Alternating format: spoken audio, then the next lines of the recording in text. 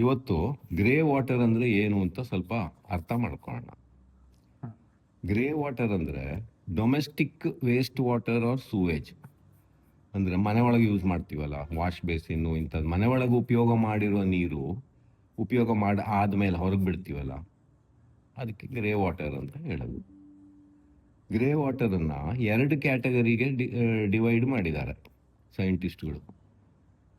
ಅದರಲ್ಲಿ grey water ಅಂದರೆ Baat tub, ಸ್ನಾನ ಮಾಡಿದ ನೀರು, ಶವರಿನ ನೀರು, ಬಟ್ಟೆ ಒಗೆದಿದ್ದ ನೀರು, ವಾಷಿಂಗ್ ಮೆಷಿನ್ ನೀರು, ನೆಲ ಒರೆಸ್ತೀವಲ್ಲ ಆ ಒರೆಸಿದ ನೀರು, ಇವೆಲ್ಲ ಗ್ರೇ ವಾಟರ್ ಅಂತ ಬರುತ್ತೆ.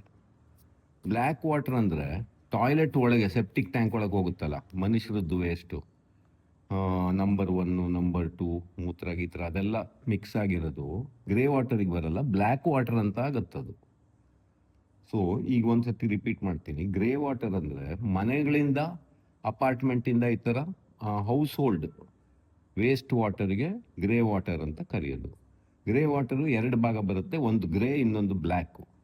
ಗ್ರೇ ಅಂದರೆ ಬಾತ್ ಟಬ್ಬಿನ ನೀರು, ಸ್ನಾನ ಮಾಡಿದ ನೀರು, ಲಾಂಡ್ರಿ ನೀರು, ನೆಲ ಒರೆಸಿದ ನೀರು, ವಾಷಿಂಗ್ ಮೆಷಿನ್ ನೀರು, ಇವೆಲ್ಲ ಗ್ರೇ ವಾಟರಿಗೆ ಬಂತು.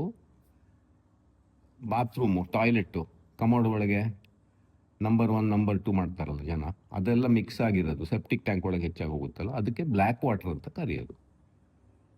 ಈ ಗ್ರೇ ವಾಟರನ್ನು ಸಪ್ರೇಟಾಗಿ ಕಲೆಕ್ಷನ್ ಮಾಡಿದರೆ ಅದನ್ನು ರೀಯೂಸ್ ಮಾಡ್ಬೋದು.